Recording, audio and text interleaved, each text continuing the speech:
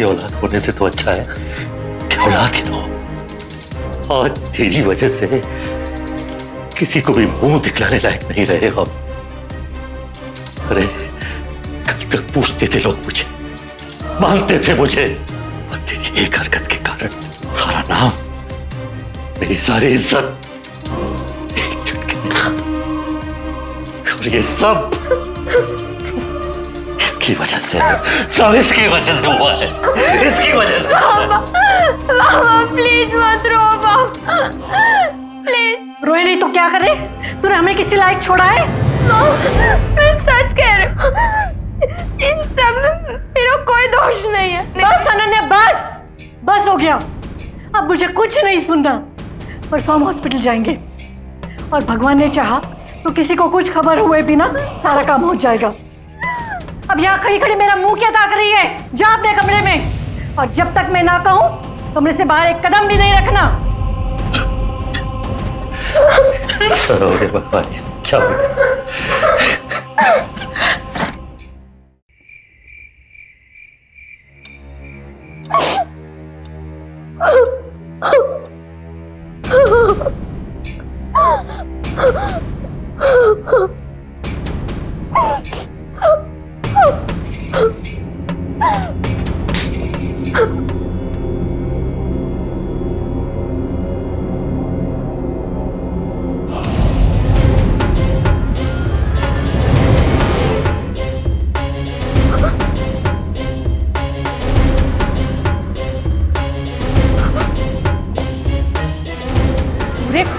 नाक कटा के रखी इस लड़की ने। तो क्या कुछ नहीं किया इसके माँ बाप ने इसके लिए?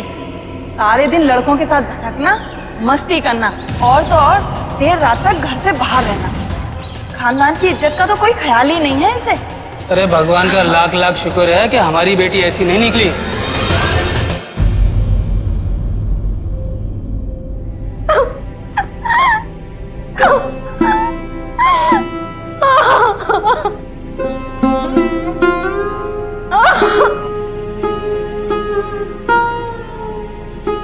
खानदान की इज्जत का तो कोई ख्याल ही नहीं है इसे। अरे भगवान का लाख लाख शुक्र है कि हमारी बेटी ऐसी नहीं निकली।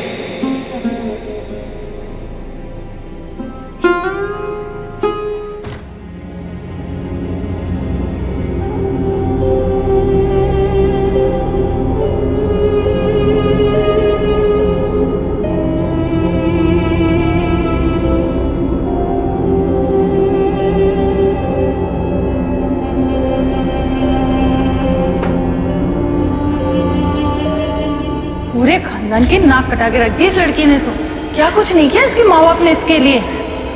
तो जैसी औलाद होने से तो अच्छा है कि औलाद ही ना हो।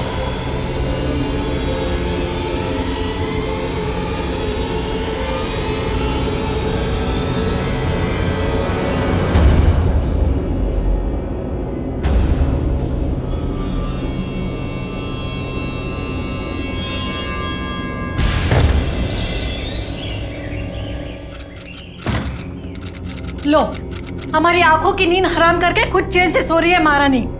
अरे उठो अनन्या, अनन्या उठो अनन्या।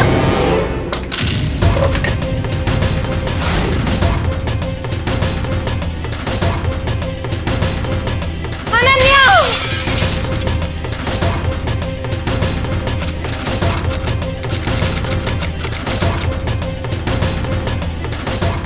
क्या हुआ? बैठ के। नाबालिग लड़की है अनन्या, पूरी बोतल नींद की गोलियां खा गई, नर्व्स भी कमजोर। इसके साथ कोई है? इसकी फैमिली? जी हम इसके पेरेंट्स। ओके ठीक है, आप लोग चिंता मत करिए, हम सब कुछ ठीक कर देंगे। चलो जल्दी जल्दी ओटी रेडी रखो जल्दी से।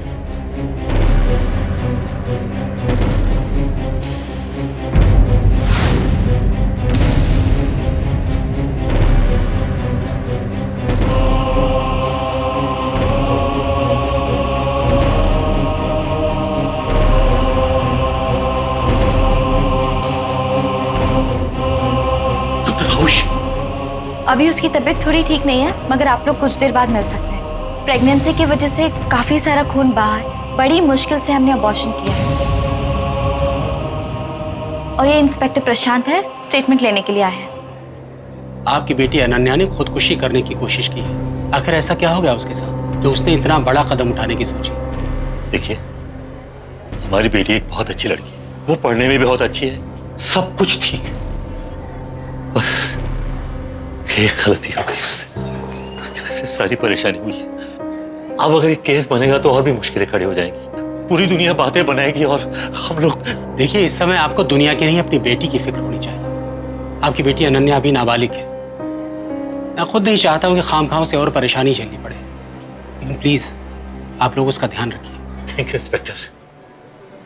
देखिए, इतनी छोटी सी उम्र में इतना सब कुछ हो जाने की वजह से उसके दिमाग पर काफी गहरा असर पड़ा है, काफी शॉकिंग स्टेट में है। आप लोग उसे एक अच्छे से साइकियाट्रिस्ट के पास लेकर जाइए। साइकियाट्रिस्ट? इसकी क्या जरूरत है? पहले लोग उसके बारे में इतनी बातें बनाते हैं, साइकियाट्रिस्ट के पास ले गए तो उसे पागल कहेंगे। नहीं डॉक्टर, नहीं, हम लोग संभाल लेंगे उसको। आप लोग अभी भी सिर्फ लोगों के बारे में ही सोच रहे हैं। भगवान न करे कल को अनन्या ने अगर दोबारा ऐसा कुछ करने की कोशिश की तो ये जो लोग हैं ना, ये आपके काम नहीं आएंगे, बल्कि उस वक्त आपको सिर्फ अपने इस फैसले पर अफसोस होगा। अनन्या स्कूल में पढ़ने वाली एक नाबालिग लड़की जो कुछ दिनों पहले तक सबकी चहेती थी, अपनी क्लास की एक आइडियल स्टूडेंट थी, किसी को भी उससे कोई शिकायत नहीं थी।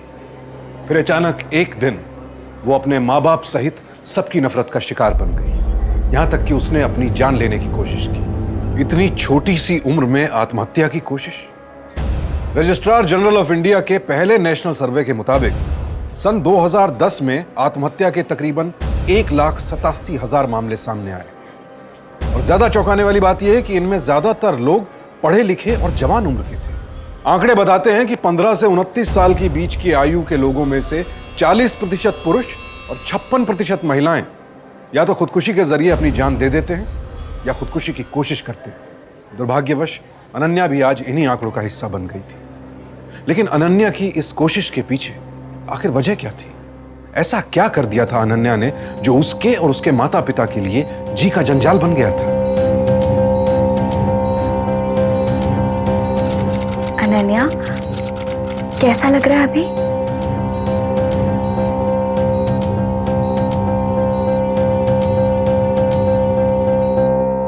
देखो बेटा, जो कुछ भी हुआ उसके बारे में तुम मुझे कुछ कहना चाहोगी? देखो बेटा, गलती सबसे होती है और फिर तुम्हें तो अपनी गलती का एहसास भी हो चुका था। फिर इस तरह से खुद की जिंदगी को खत्म करना, ये सब तो ठीक नहीं है ना। और फिर तुम अकेली तो जिम्मेदार नहीं हो, तुम्हारे साथ जो लड़का था वो भी तो उतना ही जिम्मेदार है। अब जब वो अपनी जिम्मेदारी से पीछे हट रहा है तो तुम्हें उससे मिलकर इस बात का एहसास कराना चाहिए। तुम दोनों को मिलकर एक अच्छे से काउंसलर के पास जाना चाहिए। तुम चाहो तो तुम मुझे सब कुछ उस लड़के के बारे में बता सकती हो, मैं उस लड़के से बात करूंगी। देखो बेटा, मुझ पे विश्वास रखो, मैं तुम्हारा साथ दूंगी। मुझे नहीं पता। मैं उस लड़के से बात करूंगी। नहीं बात कर। हम मिलकर उससे बात नहीं, करेंगे। मुझे नहीं बात कर। मैं सच कह रही हूँ। मुझे नहीं बात करनी। मम्मी को बुलाओ। ठीक है ठीक है ठीक मुझे है, बात करनी मैं है। अभी तुम्हारी मम्मी को बुलाती हूँ। मम्मी से बात रोना बंद करो, मैं अभी बुलाती हूँ मम्मी को। लेट जाओ लेट जाओ लेट जाओ। देखो तुम्हारी तबीयत ठीक नहीं है ना।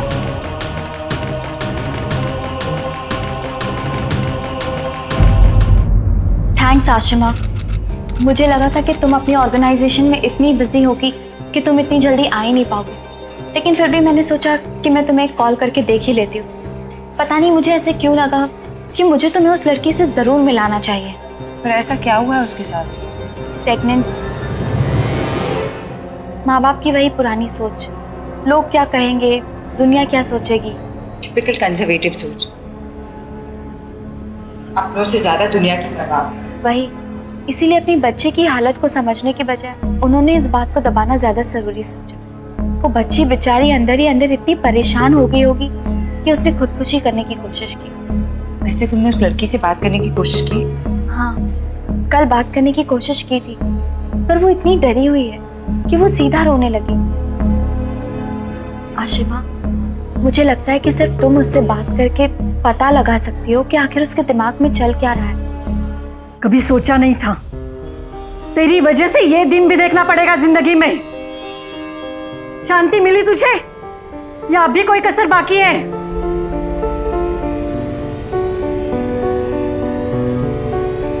ये आशिमा जी है, एक काउंसलर। ये एक ज्योति नाम का ऑर्गेनाइजेशन भी चलाती है। परसों अनन्या के यहाँ से डिस्चार्ज होते ये उससे भी काउंसलिंग करेंगी। लेकिन हमारी बेटी तो बिल्कुल ठीक हो गई है डॉक्टर, अब इस सब की जरूरत भी नहीं है। आशिमा जी, अनन्या तो बिल्कुल ठीक हो गई है ना अनन्या? और अनन्या ये सब कुछ करवाना भी नहीं चाहती। यहाँ इसके या आपके चाहने या ना चाहने का सवाल नहीं उठता है मिसेस श्रीवास्तव, ये जरूरी है।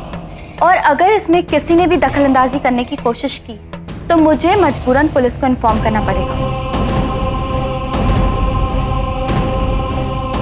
2 दिन बाद अनन्या को हॉस्पिटल से डिस्चार्ज कर दिया गया। उसकी शारीरिक हालत पहले से कहीं बेहतर थी, लेकिन उसकी मानसिक स्थिति अब भी स्थिर नहीं थी।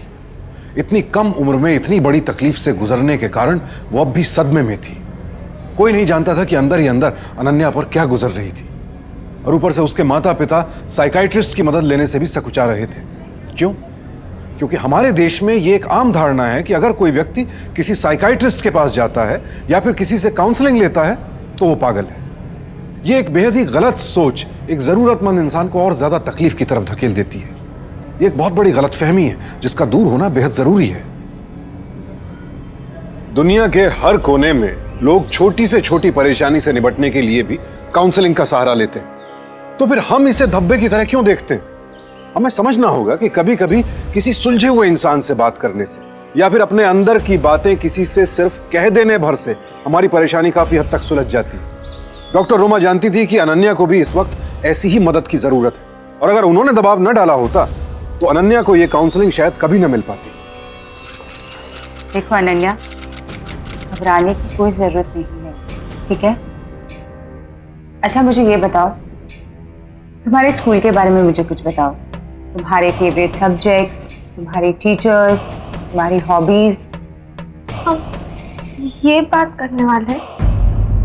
हाँ, क्यों? तुम्हें क्या लगा?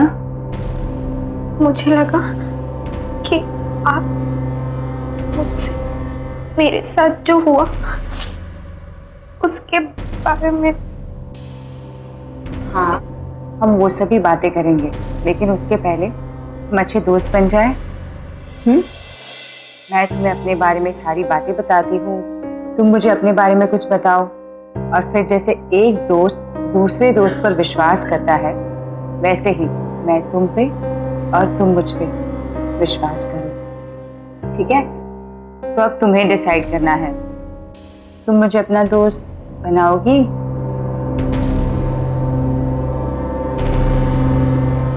मुश्किल हालात से गुजर रहे लोग अक्सर खुद में सिमट कर रह जाते हैं। अपने दिमाग की जकड़न को तोड़कर एक काउंसलर से खुलकर बात करने में कई बार उन्हें महीनों लग जाते हैं। लेकिन इसे आशिमा की किस्मत कही कि अनन्या कुछ ही दिनों में उससे खुलकर बात करने लगी। धीरे धीरे आशिमा को पता चला कि अनन्या काफी समय से क्लिनिकल डिप्रेशन का शिकार थी। एक ऐसा डिप्रेशन जिसमें इंसान अपनी जिंदगी से लगातार हताश रहता है, निराश रहता है, और इस डिप्रेशन का असर अनन्या के शरीर पर भी पड़ने लगा था। इसीलिए वो कई बार बीमार पड़ चुकी थी।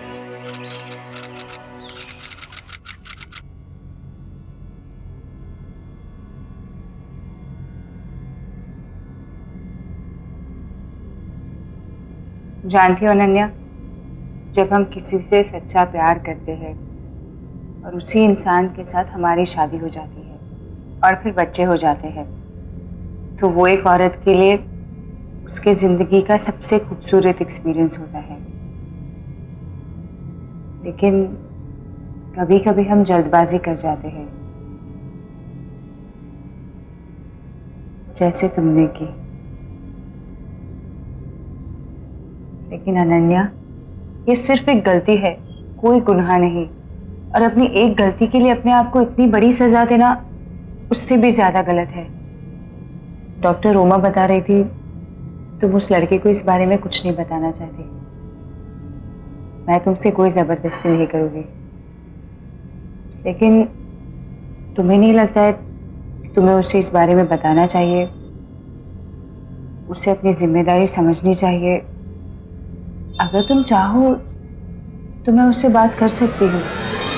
नहीं नहीं, मुझे कुछ नहीं चाहिए, मुझे किसी से कोई बात नहीं करनी, मुझे घर जाना बस। ओके ओके अनन्या, तुम नहीं बताना चाहती, मैं तुमसे कोई जबरदस्ती नहीं करूँगी, हम बाद में बात करेंगे, ठीक है? तुम घर जा सकती हो।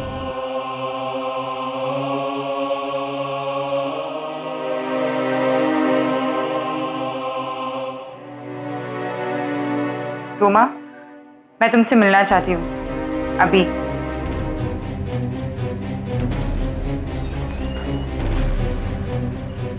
अनन्या कोई बहुत बड़ी बात हमसे छुपा रही है। वो उस लड़के के बारे में एक शब्द तक नहीं बोलती, और जब मैंने उससे पूछा तो रोने लगी, कांपने लगी। जब मैंने उससे पूछा था तब भी वो ऐसे ही कांपने लगी थी, जैसे अंदर से एकदम डरी हुई हो। मुझे लगा कि शायद वो अब तक उस सदमे से निकली नहीं है, शॉक में है। अनन्या जैसी लड़कियों से मैं रोज मिलती हूँ। कोई लड़का धोखा दे देता है, कोई लड़का उन्हें छोड़कर चला जाता है। वो सभी लड़कियां या तो बहुत दुखी होती है या गुस्से में होती है, पर मैंने आज तक किसी को इतना डरा हुआ नहीं देखा। कोई इतना तो तभी डरता है जब उसके साथ कुछ बहुत ही गलत हुआ होता है। तुम कहना क्या चाहती हो? मैं बिना किसी ठोस सबूत के कुछ नहीं कहना चाहती। किस बात का सबूत? एक बात बताओ मुझे, जब तुमने अनन्या का मेडिकल चेकअप किया था तो उसके शरीर पे तुम्हें कोई घाव या निशान मिला था जिससे तुम्हें लगा हो कि किसी ने उसके साथ जबरदस्ती की हो? नहीं, मैंने ऐसा कुछ भी नहीं देखा।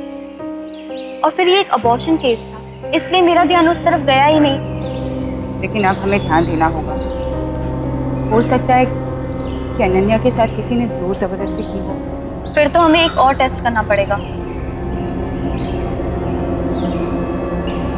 डॉक्टर, वापस से चेकअप क्यों? अब तो अनन्या बिल्कुल ठीक है और हम उसे काउंसलिंग के लिए वो अशीमा जी के पास रेगुलरली भेजते भी हैं। देखिए, घबराने की कोई बात नहीं, ये सिर्फ एक रूटीन टेस्ट है जो फॉलो अप के लिए किया जाता है। इससे हम ये पता लगाएंगे कि अनन्या की बॉडी अच्छे से रिकवर कर रही है या नहीं। अगर कोई प्रॉब्लम होगी तो पता चल जाएगी।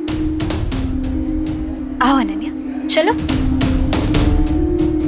डॉक्टर रोमा और आशिमा जानते थे कि अनन्या और उसके माता पिता कभी भी उन्हें खुलकर सच्चाई नहीं बताएंगे, इसलिए डॉक्टर रोमा ने खुद ही सच तक पहुंचने का फैसला किया।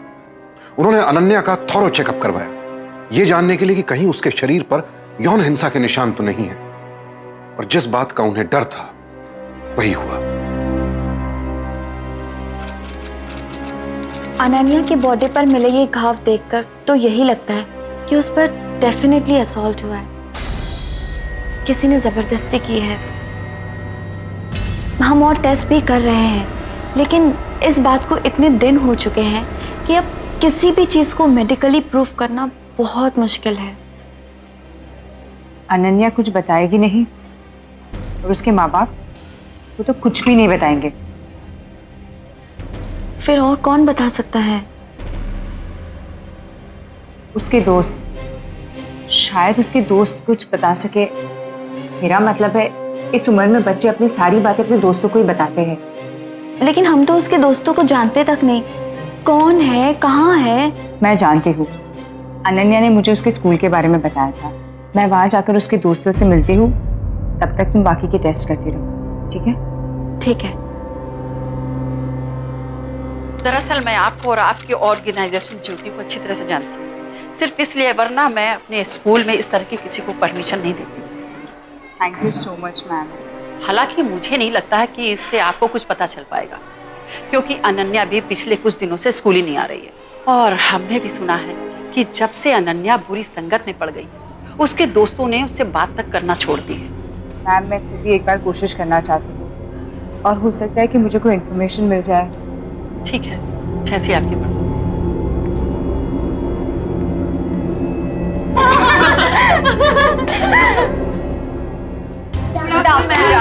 Good afternoon. ये अनन्या के क्लासमेट्स हैं, इनसे जो पूछना चाहती है पूछ लीजिए।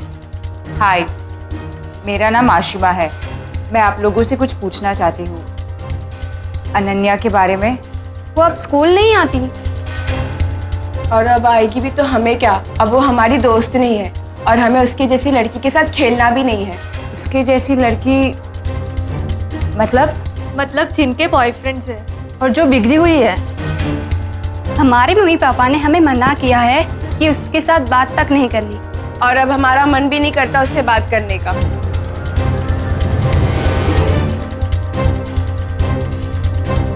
चलो चलो, क्लास के लिए देर हो रही है।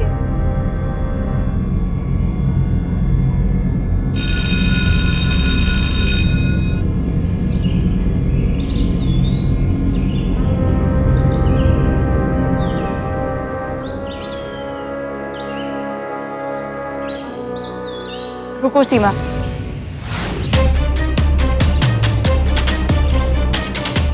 एक मिनट।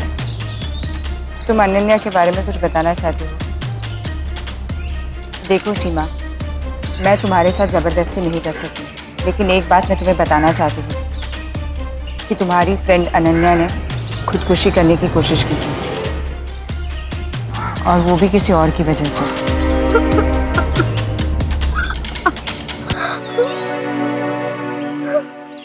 मैंने उसे कहा था कि वो उस लड़के से दूर रहे। कौन है वो लड़का, बताओ। सिद्धार्थ, मार्च में मिले थे वो लोग।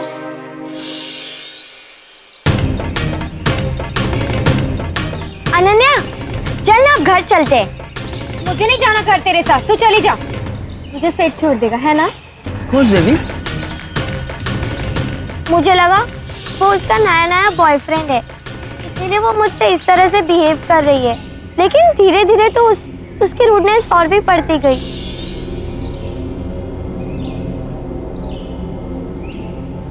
अनन्या, ये सब कुछ छोड़ और अपनी पढ़ाई पे ध्यान दे। अगले हफ्ते एग्जाम्स है। एग्जाम से तो क्या हुआ? तुम्हारी तरह बालों में तेल लगा के किताबों में घुस जाऊं क्या? बहन जी कहेगी। वो मेरा हर बात पे मजाक उड़ाने लगी।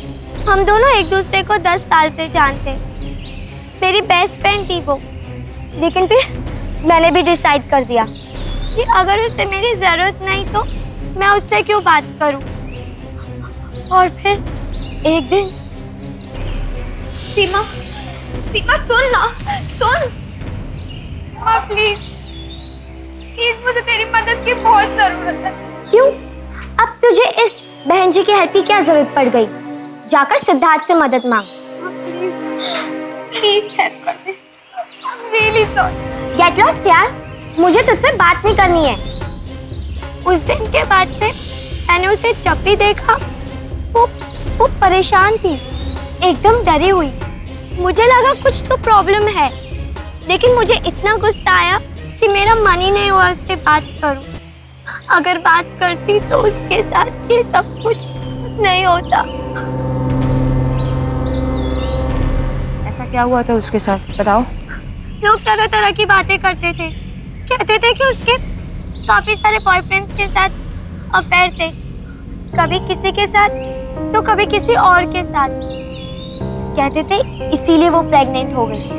कौन कौन लड़के थे, बताओ मुझे सीमा। पता नहीं। सिद्धार्थ कहाँ मिलेगा? सिद्धार्थ यहीं कहीं होगा। स्कूल के पीछे वाले ग्राउंड में अपने दोस्तों के साथ लफंडरबाजी करता रहता है।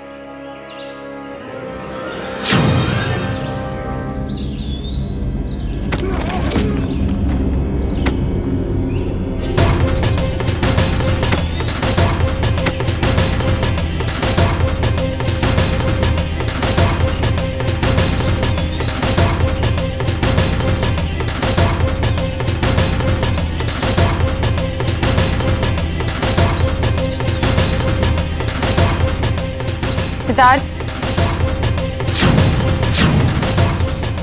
मुझे तुमसे कुछ बात करनी है। मैं यहाँ तुमसे अनन्या के बारे में पूछने आई हूँ। कौन अनन्या? मेरे पास ऐसी फालतू लड़कियों के बारे में बात करने के लिए वक्त नहीं है। मुझे कुछ बात नहीं करनी उसके बारे में। अनन्या खुद अपने आप प्रेग्नेंट नहीं हुई है।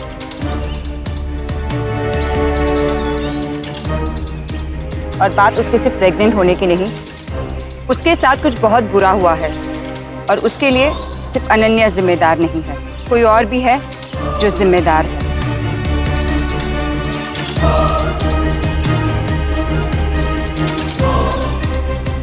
मैं सिर्फ ये जानना चाहती हूँ, क्या इसमें तुम्हारा कोई हाथ है या नहीं? सच सच बताना सिद्धार्थ। आप ये क्या कह रही है? मुझे कुछ नहीं पता। I mean, मैं और अनन्या कुछ दिनों के लिए एक साथ थे और फिर हम अलग हो गए। वो किसी और के साथ चली गई। वो यही तो करती थी, अलग अलग लड़कों के साथ घूमना उसकी आदत थी। और भी तो लड़के हैं, आप उनसे पूछिए। तुम भी उन्हीं में से एक हो ना? मैंने कहा मुझे कुछ नहीं पता, आप मुझे जाने दीजिए प्लीज।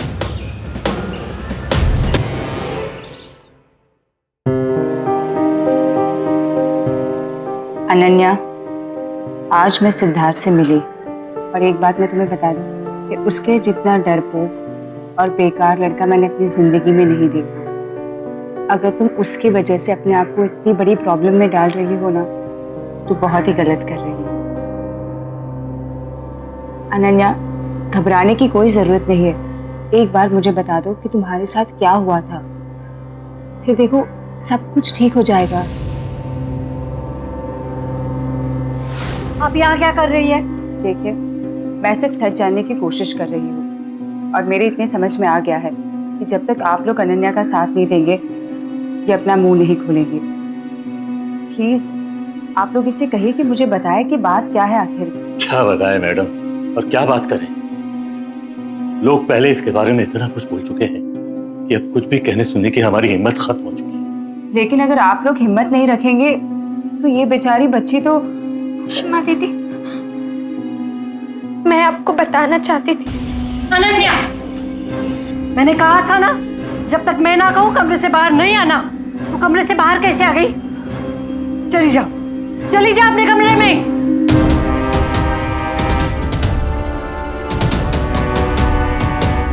देखिए, जो होना था हो गया, अब उसको बदला नहीं जा सकता। प्लीज आप हमें हमारे हाल में छोड़ दीजिए। उसके माँ बाप कुछ सुनने के लिए तैयार नहीं है और वो लड़का सिद्धार्थ, उसके चेहरे पर तो मुझे उसकी गलती साफ दिखाई दे रही थी। लेकिन प्रॉब्लम तो ये है कि इतना सब जानते हुए भी मैं कुछ साबित नहीं कर सकती। छोटी सी बच्ची अपने माँ बाप की मर्जी के अलावा कुछ नहीं कर सकती। तुमने बाकी की टेस्ट करवाए? सब क्लीन है। वो तो हमें ऑलरेडी पता था। 72 घंटे से पहले अगर कुछ हुआ होता है तो किसी भी टेस्ट से कुछ पता नहीं चलता।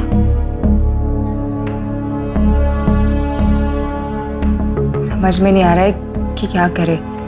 इसके माँ बाप से तो कोई उम्मीद नहीं है अब। सवाल ही नहीं उठता। और आज जो हुआ है, मुझे नहीं लगता उसके बाद वो लोग उसे काउंसलिंग के लिए भी मेरे पास भेजेंगे। वो तो उन्हें भेजना ही होगा। कौन उनसे जबरदस्ती करेगा?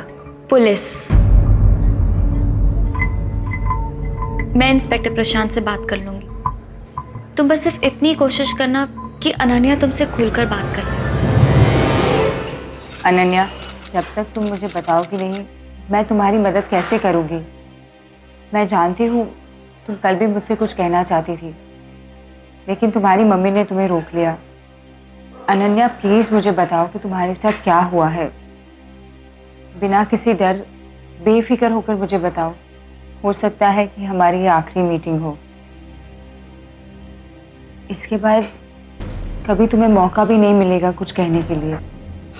अनन्या प्लीज, मैं तुम्हारी हेल्प करना चाहती हूँ, इसलिए मैं तुमसे बार बार पूछ रही हूँ। उस दिन मेरे साथ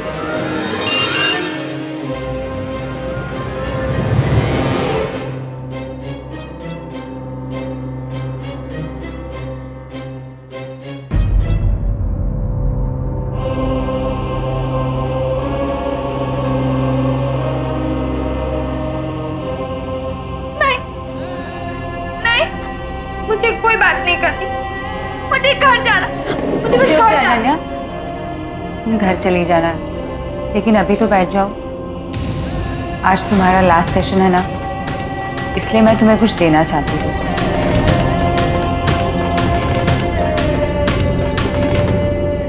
तुम्हें बुक्स पढ़ना बहुत अच्छा लगता है ना? इसलिए ये लो। इनमें से तुम्हें जो बुक पसंद है तुम ले सकती हो। नहीं, मुझे बुक्स नहीं चाहिए, मुझे बस घर जाना है। अनन्या, क्यों इतना डर रही हो? मैं कहाँ तुमसे कुछ पूछ रही हूँ। मैं तो बस यही कह रही हूँ कि इन किताब में से तुम्हें जो किताब पसंद है तुम ले लो। बैठो अनन्या।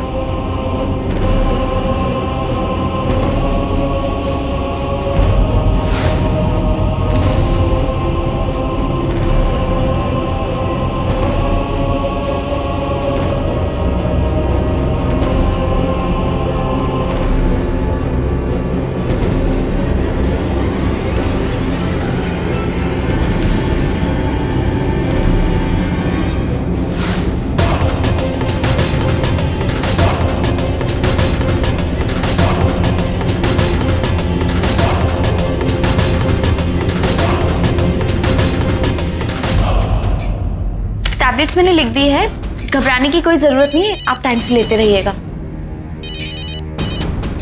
हेलो रूमा, मुझे पता चल गया कि अनन्या इतनी डरी हुई क्यों है। वो लड़का उसे ब्लैकमेल कर रहा है। पर तुम्हें कैसे पता? मैंने अनन्या के फोन में मैसेजेस पढ़े हैं। मतलब तुमने उसका फोन? हाँ, अनन्या अंदर है और चुपके से मैंने उसका फोन। लेकिन आशिमा, इस तरह चोरी छुपके किसी और का फोन लेना गलत है। सही गलत से ज्यादा जरूरी है कि हमें सच पता चले। अनन्या को ब्लैकमेल किया जा रहा है। सिद्धार्थ उस लड़की को ब्लैकमेल कर रहा है और उसे साफ साफ मैसेज में लिखा है कि अगर अनन्या ने अपना मुंह खोला तो फोटो में उसका चेहरा साफ दिख जाएगा। फोटो? कैसी फोटो? पता नहीं, मैं सोच रही हूँ कि मैं सब कुछ अब अनन्या से ही पूछूं। अब तो उसे अपना मुंह खोलना ही होगा, वरना वो लड़का उसे इस तरह से धमकाता रहेगा और वो बेचारी घुट घुट के मरती रहेगी। हाँ आशिमा, तुम सही कह रही हो, तुम जाकर उसे पूछो। ठीक है, मैं जा रही हूँ और इसके बाद मैं सीधा पुलिस स्टेशन जाऊंगी। तुम मुझे वहीं मिलना, ओके? हाँ ठीक है।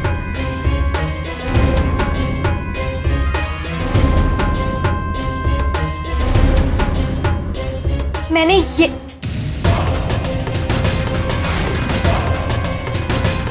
मुझसे पूछे बिना आपने मेरा फोन कैसे लिया? अनन्या, मैं सब देख चुकी हूँ। देखो अनन्या, मैं जानती हूँ मुझे इस तरह से तुम्हारा फ़ोन नहीं लेना चाहिए था, लेकिन तुम्हारी काउंसलर होने के नाते मेरे लिए ये जानना बहुत ज़रूरी था ऐसी कौन सी बात है जिससे तुम्हें इतना डर लग रहा है। देखो अनन्या, अगर तुम अब भी चुप रही तो सिद्धार्थ तुम्हें इसी तरह डराता रहेगा, धमकाता रहेगा। तुम हमेशा दबी रहोगी उसके सामने। अनन्या, उसने गलत किया है, उसे इसकी सज़ा मिलनी चाहिए। अनन्या प्लीज बताओ, वो किस फोटो के बारे में बात कर रहा है? नहीं, मुझे कुछ नहीं बताना, मुझे बस घर जाना है। अनन्या,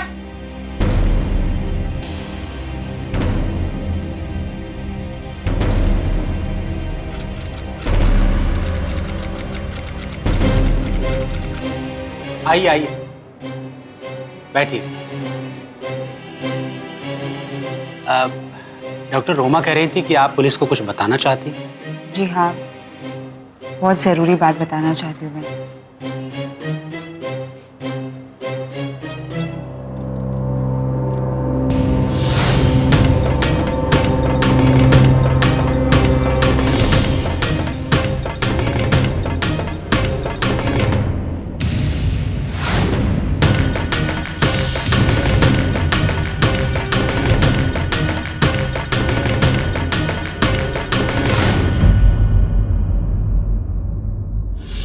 और जब मैंने उसे पूछा वो लड़का कौन सी फोटो की वजह से उसे इतना धमका रहा है तो वो घबरा गई, बिना कुछ कहे मेरे हाथ से फोन छीनकर वहां से भाग गई। और आपको तो पता है 72 घंटे बाद किसी भी टेस्ट से कुछ भी पता नहीं चलता। अनन्या की बॉडी पर जो घाव और निशान थे उन्हें देखकर यही लगता है कि हो सकता है उसके साथ किसी ने जबरदस्ती की हो। इंस्पेक्टर, अब आप ही कुछ कर सकते हैं।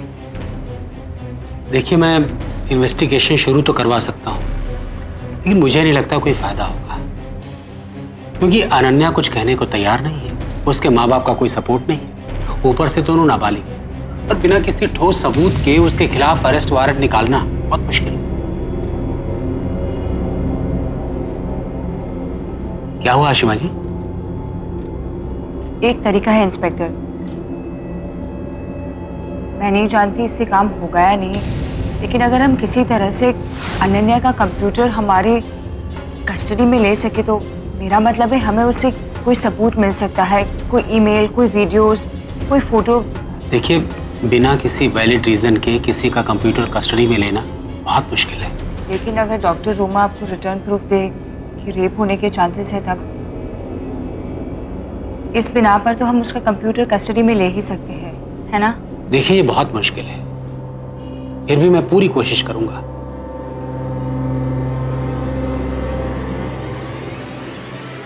क्रिमिनल प्रोसीजर कोड के सेक्शन 53 क्लॉज 1 सब क्लॉज 4 के तहत यदि किसी ऐसे जुर्म के होने की संभावना साबित की जा सके तो उस जुर्म से जुड़े सबूतों की तलाश में कार्यवाही करना उचित समझा जाता है। एक सब इंस्पेक्टर या उससे ऊपर के ओहदे वाले पुलिस ऑफिसर के कहने पर कोई रजिस्टर्ड मेडिकल प्रैक्टिशनर या डॉक्टर इस जांच को कर सकता है। और अगर कोई व्यक्ति सबूतों की तलाश में हो रही इस जांच में रुकावट डालने की कोशिश करता है तो उसके खिलाफ भी कार्यवाही की जा सकती है। इसी बिना पर इंस्पेक्टर प्रशांत और डॉक्टर रोमा इस मामले की जांच करने अनन्या के घर पहुंचे। इंस्पेक्टर, ये क्या बदतमीजी है? अरे, एक तो जबरदस्ती मेरे घर में घुसा है और ऊपर से मेरी बच्ची का लैपटॉप लेके जा रहे हो। देखिए, अगर आपने हमारे काम में दखलंदाजी करने की कोशिश की तो आपको गिरफ्तार भी किया जा सकता है। चलो।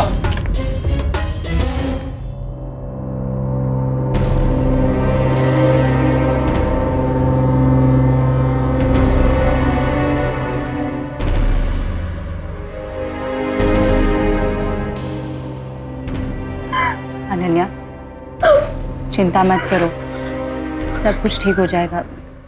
मैं सिर्फ तुम्हारी मदद करना चाहती हूँ। आई प्रॉमिस यू, किसी और की वजह से तुम्हारे साथ कुछ गलत नहीं होगा।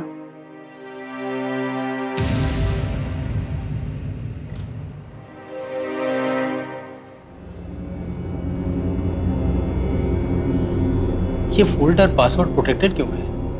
कैसे भी करके इस फोल्डर को खोलना होगा। कैसे इंस्पेक्टर? साइबर एक्सपर्ट को बुलाना होगा। देखिए, कैसे भी करके इसका पासवर्ड क्रैक करना होगा। ये फोल्डर हमारे लिए बहुत जरूरी है। Don't worry.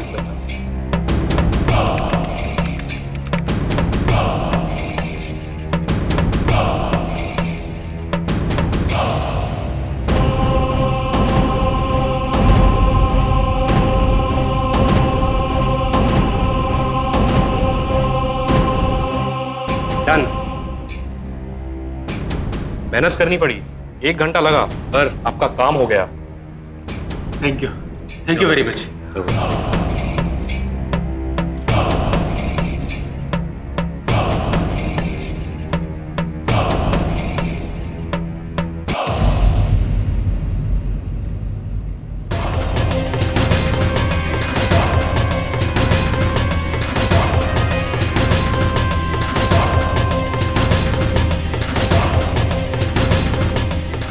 अब ये नहीं बच सकता। नाबालिग उम्र में किसी के साथ फिजिकल रिलेशन बनाना क्लियर क्रिमिनल ऑफेंस है। लेकिन इंस्पेक्टर, वो लड़का खुद एक नाबालिग है और उसे तो सिर्फ इतना साबित करना होगा कि उसने अनन्या के साथ कोई जबरदस्ती नहीं की, बल्कि अनन्या खुद उसके पास गई थी।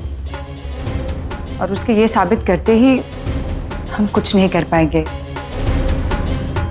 और ये फोटो से भी हम कुछ भी नहीं साबित कर पाएंगे।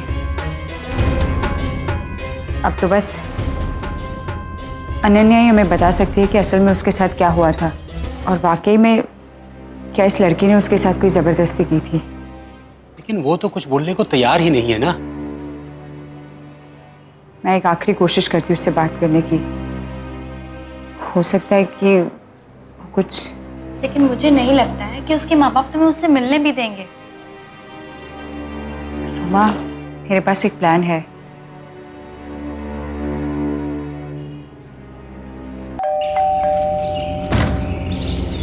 नमस्ते आंटी, मैं अनन्या से मिल सकती हूँ? उसके लिए कुछ नोट्स लाई थी। ठीक है, लेकिन ज्यादा देर मत लगाना। जी आंटी, थैंक यू।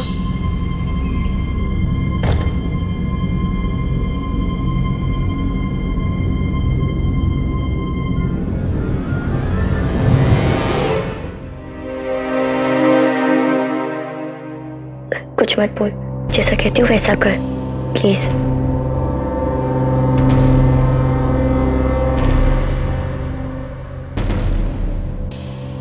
अरे यार वो नोट्स तो गाड़ी में ही रह गए। आंटी मैं अनन्या को अपने साथ 1 मिनट नीचे ले जा सकती हूँ? उसे नोट्स देने बहुत इंपॉर्टेंट है, वो लेकर वापस आ जाएगी। जी नहीं, वो अकेली कहीं नहीं जाएगी, मैं भी आपके साथ आऊंगी। चलो।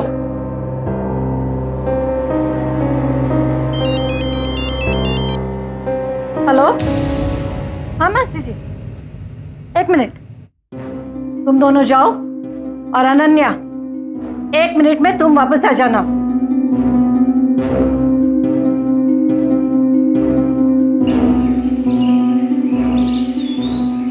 पर बात क्या है? कुछ मत पूछ, गाड़ी में जाके बैठ। चल।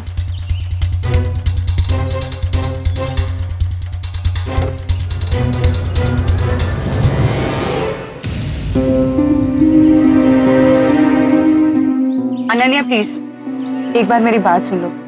मैं सब कुछ जानती हूँ और मैंने वो फोल्डर भी देखा।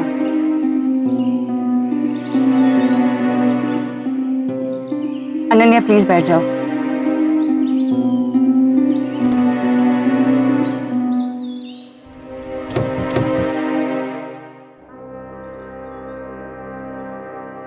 लेकिन उसमें तुम्हारी कोई गलती नहीं है। तुम उस लड़के से प्यार करती थी। हाँ, तुमने अपनी हद जरूर पार की थी, लेकिन इसका मतलब ये नहीं कि वो तुम्हें ब्लैकमेल करे। अनन्या, तुम चाहो या ना चाहो, लेकिन मैं उस लड़के के खिलाफ केस जरूर करूंगी।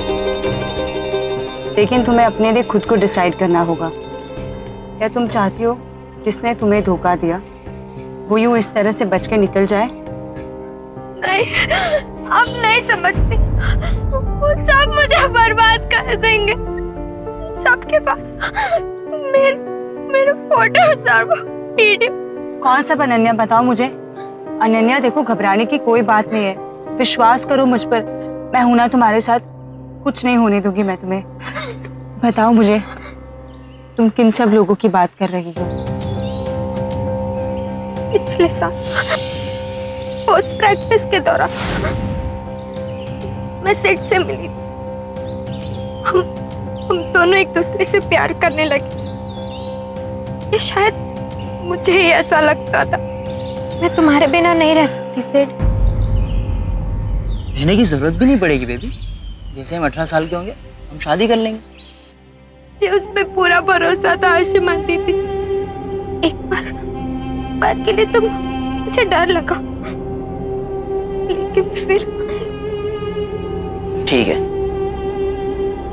मैं सब समझता हूँ। तुम्हें ना ही मुझ पे भरोसा है, ना ही तुम्हें मुझसे प्यार है। रहने दो यार।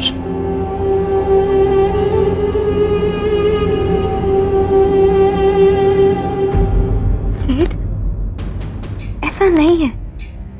आई लव यू पापा, और मुझे तुम पे पूरा भरोसा है।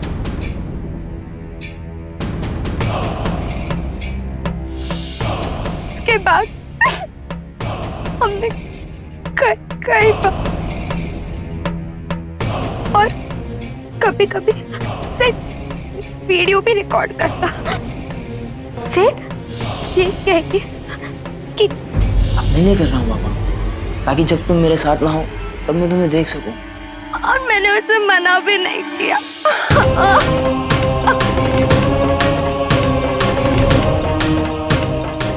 अनन्या, उसके बाद क्या हुआ प्लीज बताओ। उसके बाद सेठ अपनी फैमिली के साथ समर वेकेशन पे चला गया, और उसके अगले दिन अनन्या, सिद्ध की फुटबॉल ट्रिक्स पर तो फुल ऑन फिदा हो। अब तो वो वेकेशन चला गया, अब हमें भी मौका दे दो खेलने का।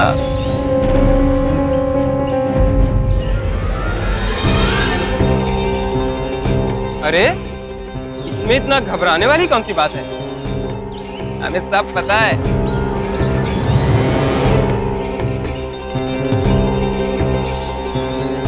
ये देखो,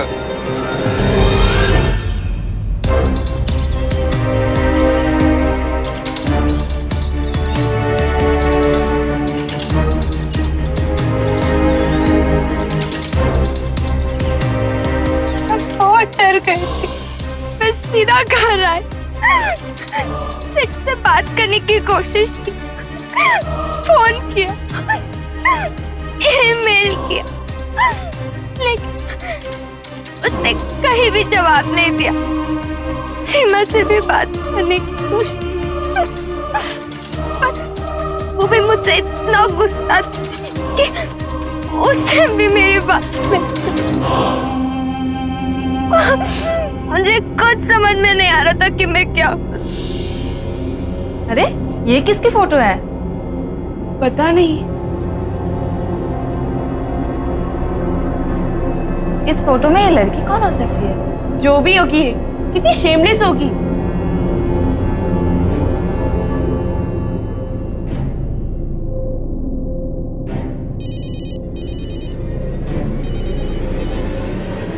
हेलो, इस बार तो चेहरा नहीं दिखा। अगर अब भी नहीं मानी ना तो अगली बार समझ गई ना। नहीं।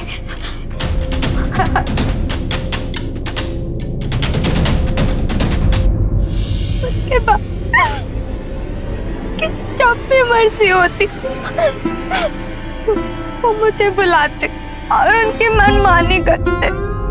जब फिर वापस आए तो से बात करने की कोशिश की, तो उसने जवाब दिया कि वो मुझ जैसे कैरेक्टरलेस लड़की से कोई रिश्ता नहीं रखना चाहता।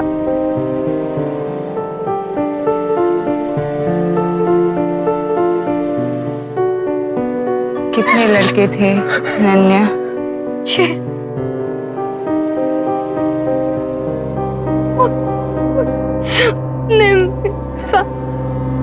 फिर मुझे पता चला कि मैं प्रेग्नेंट हूँ। मैंने अपने पापा से बात करने की कोशिश, लेकिन अनन्या, इसमें तुम्हारी जरा सी भी गलती नहीं है। सुना तुमने, ये सब के सब मुजरिम हैं और इन्हें हम सजा दिलाकर ही रहेंगे। MMS, एक MMS ने एक मासूम लड़की की जिंदगी को तबाह कर दिया। ये MMS नतीजा था अनन्या के भरोसे का, वो भरोसा जिसे सिद्धार्थ ने तोड़ दिया। और उसने सिर्फ भरोसा ही नहीं तोड़ा, बल्कि अनन्या की इज्जत का मखौल बना दिया। उसकी वजह से उसके दोस्तों ने भी अनन्या का फायदा उठाया और अनन्या पूरी तरह से टूट गई, बिखर गई।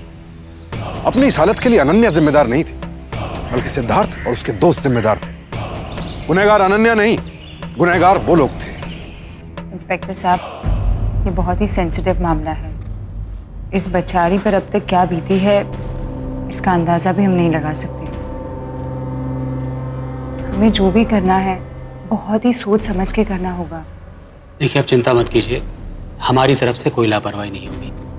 लेकिन एक बात बताइए, क्या अनन्या के स्टेटमेंट के अलावा उन लोगों के खिलाफ कोई और सबूत होगा?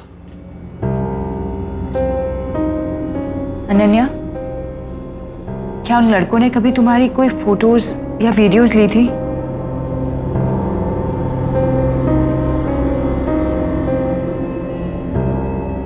हाँ। ये क्या ड्रामा है? इस कैरेक्टरलेस लड़की के कहने पे आकर मेरे बच्चे को आप इस तरह परेशान नहीं कर सकते। बहुत जल्द ही आपके इस बच्चे का कैरेक्टर सर्टिफिकेट भी आपके सामने आ जाएगा।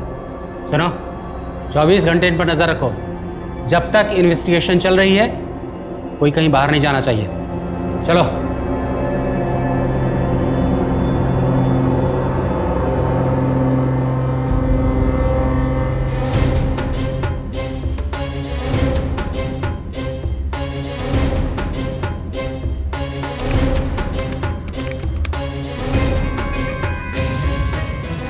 देखो, तुम लोग जो कर रहे हो गलत कर रहे हो। छोड़ो मुझे, जाने दो प्लीज, प्लीज जाने दो मुझे। मत करो, मुझे जाने दो, छोड़ो।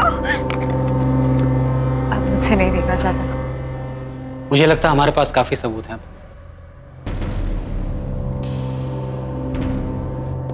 डॉक्टर रोमा और इंस्पेक्टर प्रशांत के साथ मिलकर की गई हाशिमा की जी तोड़ मेहनत आखिर रंग लाई और जल्द ही 6 के 6 लड़के सिद्धार्थ के साथ गिरफ्तार कर लिए गए। इस केस की सुनवाई जुवेनाइल जस्टिस बोर्ड में हुई, जिसने उन लड़कों को जुवेनाइल होम यानी नाबालिग मुजरिमों के बंदी गृह में बंदी बनाकर रखे जाने की सजा दी।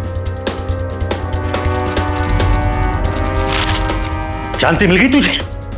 खुश हो गई तू जानकर कि अब लोगों को पता चल गया है कि तेरे साथ क्या हुआ? अब भी मुझे डांट रहे हो? मेरे साथ इतना सब हो गया है, उसके बावजूद भी जैसे ये सब मैंने जानबूझकर किया हो, जैसे मेरी ही गलती है। जुबान लड़ाती है? कितने बार निकल आए तेरे?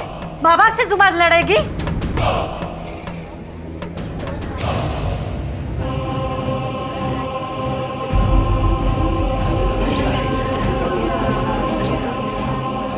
बाहर मीडिया का मेला लगा है, क्या करें अब?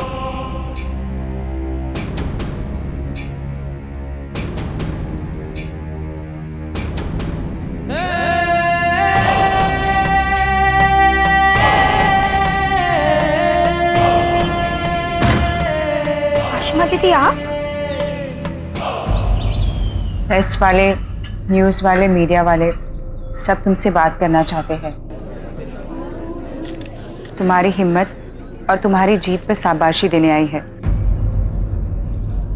मैं आज भी तुमसे कोई ज़बरदस्ती नहीं करूंगी, लेकिन अगर तुम खुद अपनी मर्जी से अपनी बात इनके सामने रखोगी तो देखना अनन्या, तुम ऐसी तकलीफ सहने वाली कई लड़कियों को बचा लोगे। अनन्या, खुद की इज्जत तो बची नहीं, दुनिया की फिक्र करने की कोई जरूरत नहीं है। हमें माफ कर देना मैडम, हमें किसी को नहीं बचाना। मेरे जैसे न जाने कितनी लड़कियां हैं पापा, जिनके माँ बाप आप ही की तरह अपनी बेटी से ज्यादा इस पड़ोसियों के और इस दुनिया की फिक्र करते हैं। उनके लिए चाहे उनके माँ बाप बोले ना बोले, लेकिन मैं जरूर बोलूंगी।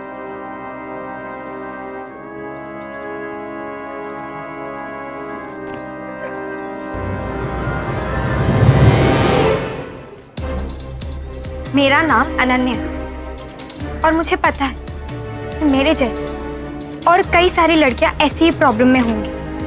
तो आज मैं उन सभी लड़कियों से कहना चाहती हूँ कि डरने के बजाय हिम्मत दिखाओ और सामने आओ, क्योंकि डरना हमें नहीं, उन लोगों को चाहिए जो ये गलत काम करते हैं, जो हमें इस तकलीफ में डालते हैं, जो ये जुर्म करते हैं। टीनेज, लड़कपन, एक ऐसी कच्ची उम्र जब इंसान अपने बचपन को पीछे छोड़कर जवानी की तरफ कदम बढ़ा रहा होता है, जब गलत और सही के मायने बदल रहे होते हैं। एक नई दुनिया हमारे सामने खुल जाती है और ऐसे में हर नए अनुभव का एहसास करने का दबाव दोस्तों की तरफ से लगातार बना रहता है और कई मामलों में तो हमें खुद दोस्तों से जलन होने लगती है। यही सब वजह कई बार हमें गलत रास्ते पर धकेल देती है। ऐसे में माँ बाप का मार्गदर्शन बेहद जरूरी हो जाता है। अभिभावकों को समझना चाहिए कि ज्यादा सख्ती हमारे बच्चों को हमसे दूर कर सकती है। हमें उनका दोस्त बनकर रहना चाहिए। किसी भी जरूरी मुद्दे पर बात करने से हिचकिचाना नहीं चाहिए। टेक्नोलॉजी, विपरीत सेक्स के प्रति आकर्षण, हर मुद्दे पर इस तरह खुलकर बात करें जैसे एक दोस्त दूसरे दोस्त से करता है। टीनेज बच्चों को सिर्फ सही मार्गदर्शन की जरूरत होती है और अपने बच्चों का मार्गदर्शन माँ बाप से बेहतर और कौन कर सकता है? जरा सोचिए, जब आपका बच्चा किसी दुख, दर्द, परेशानी से गुजर रहा हो, अगर आप ही उसकी मदद नहीं करेंगे तो फिर वो कहां जाएगा? अब मुझे सुशांत सिंह को इजाजत दीजिए। जल्द ही आपसे फिर मुलाकात होगी एक और ऐसी ही प्रेरणादायक सत्य घटना के साथ। सावधान इंडिया, इंडिया फाइट्स बैक।